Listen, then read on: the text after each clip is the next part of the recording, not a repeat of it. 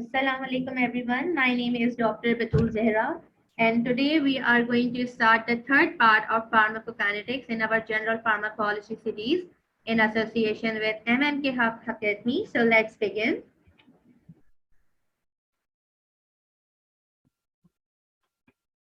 So today the topic of our discussion is excretion of drugs.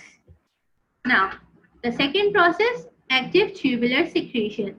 Active tubular secretion is a carrier-mediated transport system located in the proximal renal tubule.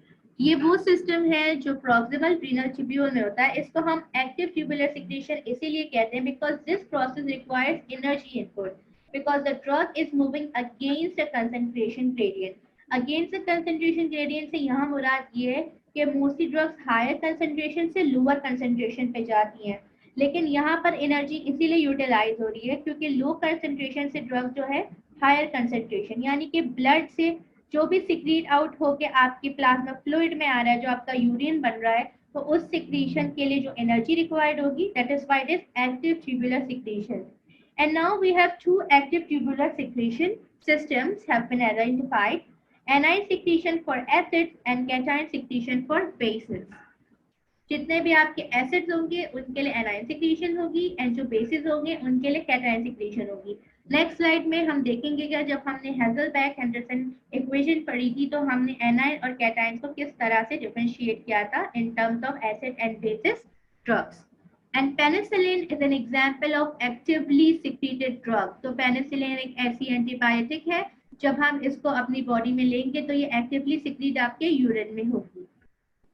तो now अगर आपको ये picture याद हो जो हमने last class में पढ़ी थी, तो over here if you can see first में आपको दिख रहा है एक कैटायन, एक प्रोटोनेटेड वीक बेस है. जब आपको पता है किसी भी ड्रग के ऊपर चार्ज होता है या वो वाटर सॉल्युबल होती है तो फिर वो इजीली एक्सक्रीट आउट हो जाती है, यानी कि हमें अपनी बेसिस के लिए कैटायंस की जरूरत है.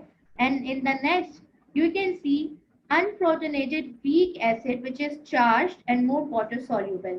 तो जो RNH3 है उसको कैटायन की जरूरत है क्योंकि आपको पता है कि जब आपका अमोनिया होता है वो एक चार्ज्ड बेसिक ड्रग है और जब उसके ऊपर चार्ज होगा तो वो वाटर सॉल्युबल हो जाएगा और इजीली एक्सक्रीट आउट हो जाएगा. और नेक्स्ट आप नीचे देख सकते हैं कि आपके पास जो RCOO- यानी कि एनाइन है, ये एक एसिड है, यानी कि आपने एसिडिक एसिड में से जब प्रोटॉन को रिमूव कर दिया तो उसके ऊपर एक चार्ज आ गया. And if you remember from basic chemistry जो पॉजिटिव चार्जेस होते हैं उनको हम कैटायन कहते हैं और जो नेगेटिव चार्जेस होते हैं उनको हम एनाइन कहते हैं. तो जब आपके एसिड के ऊपर एक एनाइन है यानी कि जब वो चार्ज हो जाएगी वाटर सॉल्युबल बन जाएगी तो ऑब्वियसली वो फिर आपकी बॉडी में एब्जॉर्ब नहीं हो सकती, फिर वो एक्सक्रीट आउट ही होगी क्योंकि एब्जॉर्ब सिर्फ वही होते हैं जो अनचार्ज होते हैं यानी कि लिपिड सॉल्युबल होते हैं. तो जो आपको अदर दिख रहे हैं RNH2 एंड RCOOH जिनके ऊपर कोई चार्ज नहीं है, दे आर द लिपिड सॉल्युबल्स, ये एब्जॉर्ब हो जाएगा. और जो पोर्शन आपको दिख रहा है चार्ज यानी कि कैटायन या एनाइन के साथ, वो पोर्शन आपका यूरिन में एक्सक्रीट आउट होगा. तो यहाँ पे आप देख सकते हैं acidic drugs and basic drugs.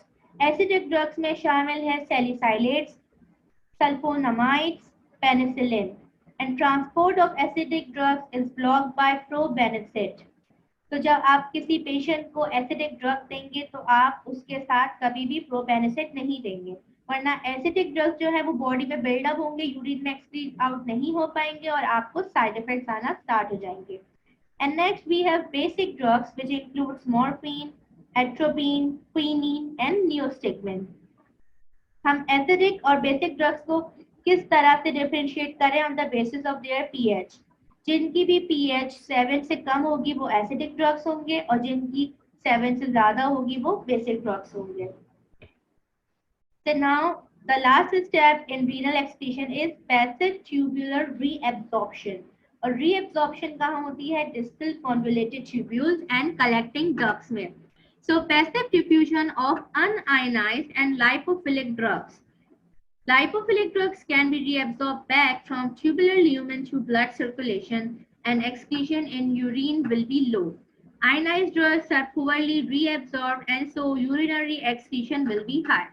तो यहाँ पे ये कहना चाह रहे हैं कि पैसिवली यानी कि without using any ATP, without using any energy, जो ड्रग्स आपकी रीएब्जॉर्ब हो जाती हैं back into the blood from the plasma fluid, वो अनआयनाइज्ड यानी कि अनचार्ज होंगी, लिपिड सॉल्युबल होंगी, और जो भी लिपिड सॉल्युबल होता है आपको पता है कि वो प्लाज्मा मेम्ब्रेन क्रॉस कर सकता है, तो वो ड्रग्स रीएब्जॉर्ब हो जाती हैं और उस वजह से वो यूरिन में कम एक्सक्रीट आउट होती है, इसलिए उनका जो एक्सक्रीनरी आउटपुट होता है वो लो होता है। और जो भी आयनाइज्ड ड्रग्स यानी कि चार ड्रग्स होती हैं, वाटर सॉल्युबल होती हैं, वो पुअरली रीएब्सॉर्ब्ड होती हैं, लेकिन यूरिनरी एक्सक्रीशन उनका हाई होता है।